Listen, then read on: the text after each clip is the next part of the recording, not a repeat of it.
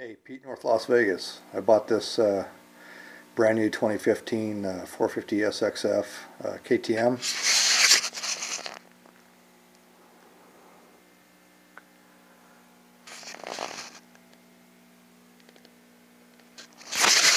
Great running bike, no complaints.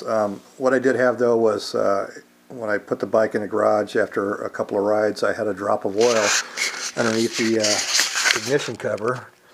I'd find a drop of oil here, and seeing how the bike was brand new, I thought, you know, maybe it's some leftovers, you know, when you put the bike together or they serviced it or whatever.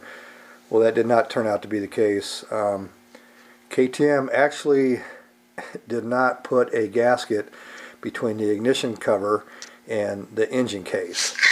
There's supposed to be a gasket in between here, and it came due for its first oil change, so I thought, well, I'll pull the cover off and see what's going on. Why am I getting this weep and whatever? It wasn't a leak, just like a drop of oil. And when I pulled the cover off, no gasket. Anyway, the next thing I discovered was I didn't notice it when I pulled the bolts off the side cover, but one of them has a copper crush washer.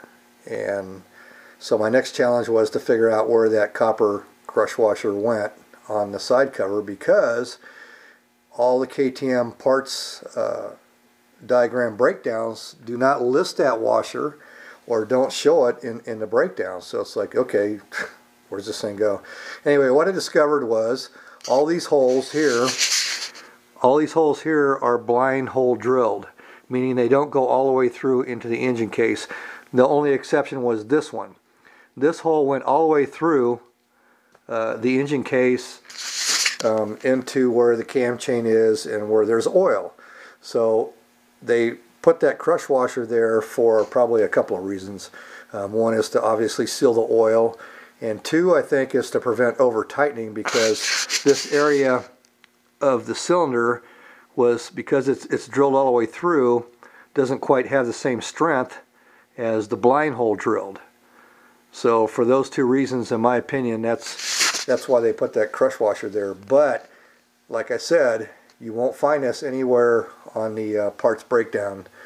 So for you guys that own this this style engine, something you may not be aware of.